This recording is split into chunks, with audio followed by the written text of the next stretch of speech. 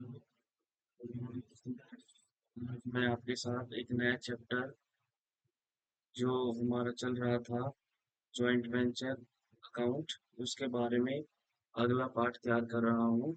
उसके बारे में हम डिस्कशन करेंगे। ये जॉइंट वेंचर अकाउंट के बारे में हमने यस्टरडे की क्लास में पढ़ा था, जिसमें मैंने बताया था जॉइंट वेंचर अकाउंट एक स्पेसिफिक टास्क के लिए, स्पेसिफिक वर्क के लिए जो लोग आपस में इकट्ठा होकर उस काम को करते हैं, उसको हमें पूरा करना होता है। उसको हम जॉइंट वेंचर का नाम देते हैं। और आपस में काम करने वाले जितने भी लोग होते हैं उनको हम को वेंचर के नाम से जानते हैं। डियर स्टूडेंट्स, आप आई होप कि मैंने जितना यस्टरडे की क्लास में आपको बताया था कि आपने वो कर लिया होगा। आज हम आगे के बारे में पढ़ते हैं, जो जॉइंट वेंचर अकाउंट है और उसके बारे में जो कंजाइनमेंट है, इनके बारे में क्या डिफरेंसेस होते हैं। जॉइंट वेंचर के बारे में आपको पता है, जॉइंट वेंचर्स के अंदर जो भी पार्टीज होती हैं उनको हम को वेंचर के नाम से जानते हैं। वेयर एज कंजाइनमेंट के अंदर टू पार्टीज होती हैं जिनको हम कंजाइनी और कंजाइनर के नाम से जानते हैं। कंजाइनमेंट का आपके सिलेबस के अंदर एक सेपरेट चैप्टर है, मैं उसके अंदर डिस्कशन करूंगा डिटेल के अंदर। बट बट स्मॉल नॉलेज के लिए आपको मैं बता देता हूँ कि जो कंजाइनमेंट होता है एक ऐसी प्रोसेस होती है जिसमें जो कंजाइनर होता है अपने गुड्स की सेल को बढ़ाने के लिए वो वेरियस प्लेसेस के ऊपर अपने गुड्स को सेल कराने के लिए भेजता है।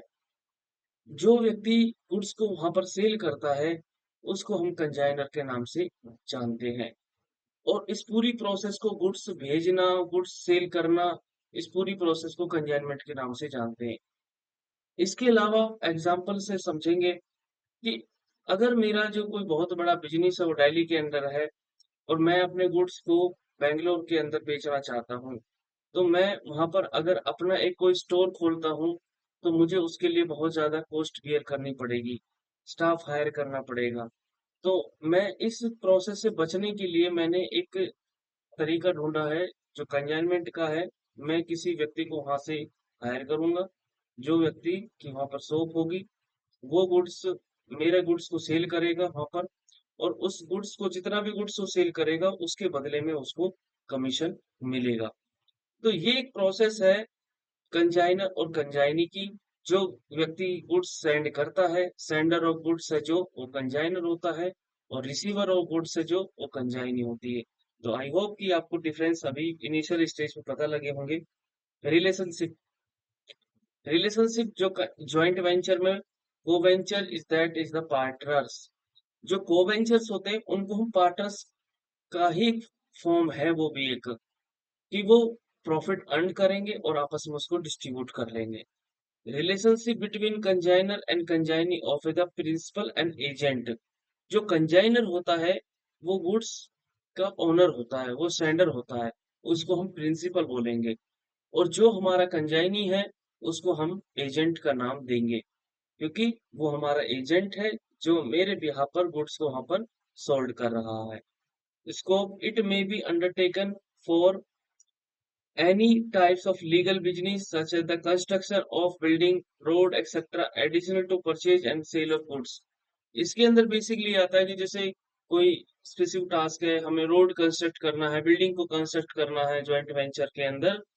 तो जैसे ही ये टास्क कंप्लीट होगा हमारी जॉइंट वेंचर्स की जो पार्टनरशिप बनी है वो भी एंड हो जाएगी। कंजाइनमेंट में क्या होता है, it is a concern only with the sale of goods. इसके अंदर हम सेल ऑफ गुड्स को ही इंक्लूड करते हैं और हम इसके अंदर कुछ भी चीजें इंक्लूड नहीं करते हैं। आप देखेंगे जो हमारी कंजाइनमेंट है, जो हमारा जॉइंट वेंचर है, it is A temporary partnership. ये शॉर्ट टाइम बीइंग के लिए बनती है, जिसका पर्पज ये होता है कि हमें ये काम करना है और करने के बाद हमारी ये पार्टनरशिप का एंड हो जाएगा। जो कंजाइनमेंट है it is can not be called a partnership, इसको हम पार्टनरशिप का नाम नहीं देंगे। ये कमीशन बेसिस पर काम होता है। Ownership, co venture are the owner of the their venture. जितने भी लोग होते हैं उसके अंदर काम करने वाले को वेंचर्स, वो उस बिजनेस के, उस काम के, वेंचर के ओनर होते हैं। The consignment consignor is the owner and not the consignee. जो कंजाइनमेंट के अंदर क्या होता है, जो गुड्स सेंडर होता है उसको हम कंजाइनर बोलते हैं, और कंजाइनर ही ओनर होता है और कंजाइनी ओनर नहीं होती है। इसके बाद पावर की बात आती है कि co-venture enjoy full power as to the running of the business। जो co-ventures होते हैं वो एक ओनर की तरह मिलकर काम करते हैं। उनको पता है कि जितना हम एफर्ट्स लगाएंगे, जितना हम इसके अंदर स्ट्रगल करेंगे, उतना ही हमें प्रॉफिट होगा, और प्रॉफिट होगा जो हम आपस में डिस्ट्रीब्यूट कर लेंगे। But consignee being an agent has the obey the instruction of the principal. जो कंजाइनी है केवल अपने कंजाइनर का इंस्ट्रक्शंस को ही फॉलो करती है। जो भी इंस्ट्रक्शन आते हैं वो कहते हैं कि इस गुड्स को आप स्पेशल डिस्काउंट देकर सेल कर दीजिए, तो स्पेशल डिस्काउंट देकर वो सेल कर देते हैं। अगर वो आता है कि आपको गुड्स है जो अभी सेल नहीं करना है, आपको इस प्राइस पर सेल करना है, तो वो उस प्राइस पर ही सेल करेंगे। तो इसका मतलब ये है कि जो कंजाइनर है वो कंजाइनर है जो, वो अपने इंस्ट्रक्शन रिलीज करता है time to time related to sale of goods. Capital contribution, generally all coventure contribute funds. जो हमारे कंजाइन, जो जॉइंट वेंचर्स है, जॉइंट वेंचर है, इसके अंदर जो भी साझेदार हैं जिनको हम को-वेंचर का नाम कह रहे हैं, इनको क्या होता है, फंड्स को रिलीज, ये फंड्स लगाते हैं। बिजनेस जब भी कोई काम लेते हैं तो उसमें फंड्स को लगाते हैं। जैसे कोई भी कॉन्ट्रैक्टर है पहले सड़क बनाता है, सड़क बनाने में जितना पैसा वो लगाता है वो लगाएगा पहले पैसे, उसके बाद जितना भी उसको पैसा रिटर्न होगा एज ए सारा कॉस्ट के अंदर जितना कॉस्ट और प्रॉफिट बनेगा उसको डिस्ट्रीब्यूट कर लेंगे, तो पहले वो फंड्स को लगाते हैं। Only consignor provide the fund. Consignments के केस के अंदर जो कंजाइनर है केवल वो ही पैसे प्रोवाइड करता है, कंजाइनी का कुछ काम नहीं होता। इवन कंजाइनी को जो भी एडवर्टाइजमेंट करती है कंजाइनी या कंजाइनी, वो सारा खर्चा कंजाइनर अपने पास से सेंड करता है। इवन गोडाउन का रेंट भी पे करता है। इवन जो ट्रांसपोर्ट होती है उस ट्रांसपोर्ट से गोडाउन तक का जो खर्चा होता है वो कंजाइनर का होता है। तो इस तरीके से जो कंजाइनर है वो सारे के सारे फंड प्रोवाइड करता है to consignee. Next is the coventure are the partners and hence are the entitled to share the profit or loss of the ventures। जो भी co-ventures हैं, पार्टनर्स हैं, वो अपने प्रॉफिट्स को इंटाइटल मतलब ले लेते हैं। Consignee is the entitled to receive the commission and the reimbursement of his expenses। जो भी कंजाइनी एक्सपेंसेस करती है, एडवर्टाइजमेंट करती है, गोडाउन का रेंट पे करती है, या कमीशन होता है उसका, तो उसका सारा का सारा जो पैसा है वो कंजाइनर है वो रिimbursement कर देता है, और रेम्युनरेशन के फॉर्म में उससे कमीशन रिसीव होता है ऑन द सेल। इसके बाद आता है सर हमारा amount of sale. Coventure do not send account sale to another. जो हमारी सेल होती है कोवेंचर्स के अंदर किसी प्रकार का सेल नहीं होता, और उसे किसी को भेजने की आवश्यकता नहीं होती है, कि जो कोवेंचर है वो खुद ही उसके काम के ओनर है, तो खुद ही काम करते रहते हैं, बाद में जो प्रॉफिट होता है उसको डिस्ट्रीब्यूट करते हैं among the coventures. Consignee is required to send account sale of the consignor periodically. जैसे जैसे एक वीक का सेल होता है या डेली बेसिस पर भी हो सकता है कि डेली जितनी सेल हुई है, कंजाइनर है जो वो कंजाइनी है जो कंजाइनर को सेल का पैसा रिटर्न सेंड कर देगी उसके रिस्पेक्टिव अकाउंट में या उसके हेड ऑफिस में। इसके बाद है termination. It's come in existence for the particular business deal and hence come to end when the deal of the completed. जैसे ही हमारा को जॉइंट वेंचर्स का जो टास्क है वो कंप्लीट होता है तो उसका काम एंड हो जाता है। It may be continue and even after the sale of the particular and the consignment of goods। It means कि जैसे ये कुछ समय के बाद कंटिन्यू भी रह सकता है, जैसे हमारी पर्टिकुलर सेल है जो वो कंप्लीट हो जाती है। तो डियर लर्नर्स, आपने देखा कि हमारे कंजाइनमेंट और जॉइंट वेंचर्स जो अकाउंट्स हैं उनके बीच में डिफरेंसेस हैं। तो ये एग्जाम के पॉइंट ऑफ व्यू से काफी इंपॉर्टेंट है, तो आई होप इनको पढ़ेंगे। अब हमारा स्टार्ट होता accounting treatment. Accounting pertaining the joint venture may be maintained in any way and suit the co-venture। The method of recording joint venture transactions may be presented as follow।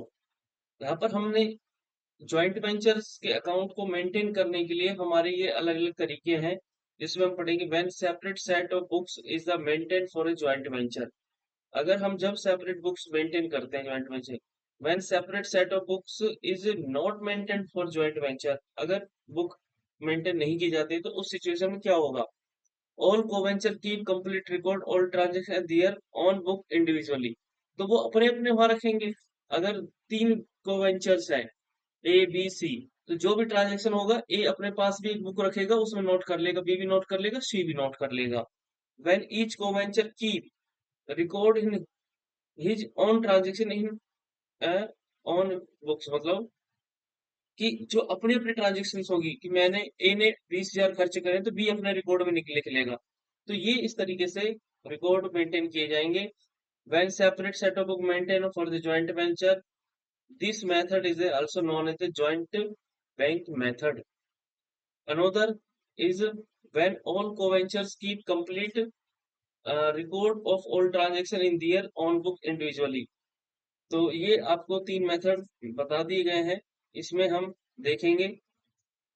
When the transaction of the ventures are fairly large and the venture is continued over a period, it is usual for open separate set of books of recording the joint venture transaction. This method is suitable only when co-venture are at the same place. अगर वो एक ही places पर है तो ये method है जो हमारा जो सुटेबल होगा। Following account are open under this method. जब हम joint venture account joint bank method से बनाएंगे तो हमें तीन अकाउंट हमें बनाने पड़ेंगे। पहला अकाउंट हमें दे रखा है यहाँ पर joint venture account, personal account of coventures, joint bank account. Personal account coventure like जैसे कैपिटल अकाउंट बनाते हैं, इस तरीके से बनाना है कि जो भी कोवेंचर्स का प्रॉफिट एंड लॉस होगा उसके अकाउंट में ट्रांसफर करेंगे। This account is a nominal account. कई बार पेपर पूछते हैं कि जॉइंट वेंचर अकाउंट क्या होता है। This account is a nominal account in nature and take the place of trading and profit and loss account. ये trading and profit and loss account की तरह ही होता है। It is debit with the purchase expenses and losses in credit with the sale income and gains. It if the credit side is this account exceed the debit, it will be reveal the profit and will credit the personal account co-venture। इसमें ये सारे आ जाते हैं हमारे सारे। Personal co-venture account, this account maintained to record capital contributed by each ventures and the other transactions pertaining to the co-ventures. Capital contributed by each co-ventures and credited to his personal account where the withdraw from him is debit। अगर वो पैसा withdraw करते हैं तो उसको debit में लिखते हैं। इसके बाद है joint bank. A separate joint bank account is open and the capital contributed by all co-venture is deposited in this account. The account is used according to all cash transaction of the joint venture। तो ये तीन account हमें बनाने हैं, joint venture account, personal coventures account बनाना है, personal account कोवेंचर और joint bank account आपको बनाना है। तीन अकाउंट बनाने पड़ेंगे। इसके लिए हम ये जनरल एंट्रीज फॉलो करते हैं। For cash contributed by the coventure, अगर हम कैश कंट्रीब्यूटेड किया जाता है बाय द कोवेंचर तो लिखेंगे joint bank account debit to different coventure. Different coventure का मतलब ए बी सी, तो उनके नाम आ जाएंगे, ए कोवेंचर्स का नाम। इसके बाद अगर कोई गुड्स परचेज किया जाता है तो उसमें क्या लिखेंगे? Purchase for goods for cash, joint venture account debit to joint bank account, goods purchase for cash. For purchase goods on credit, अगर हम गुड्स को क्रेडिट खरीदते हैं तो joint venture account debit to supplier personal account, supplier का name आ जाएगा यहाँ पर। When goods are supplied by co-venture from his own stock, अगर को-वेंचर के पास कोई स्टॉक है, जो मटेरियल है उसके पास है, तो अगर वो सप्लाई खुद देता है बिजनेस के लिए तो उसका नाम आएगा joint venture account. Particular co-venture, particular मतलब ए ने दिया है तो ए का नाम, बी ने दिया है तो बी का नाम। अगेन यहाँ पे when expenses are paid out of joint bank, joint venture account debit to joint bank account. अगर हम कोई एक्सपेंसेस है तो उनका पे कर रहे हैं तो ये हमारा आ जाएगा joint venture account debit to joint bank. When expenses are paid by co-venture, joint venture account debit to particular coventure. Coventures जो है वो खुद भी एक्सपेंसेस का पे कर सकते हैं। इसके बाद हमने देखा for sale of goods, when sale of proceed are deposit in joint bank account, joint bank account debit to joint venture account. इसके बाद when sale proceed are taken with कोवेंचर,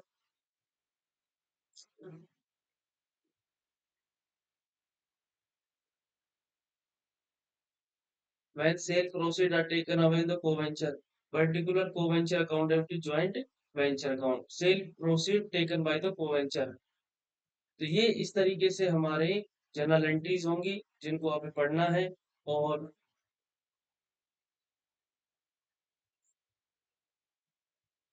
तो ये आई होप कि आपने ये चीजें देखी और समझी।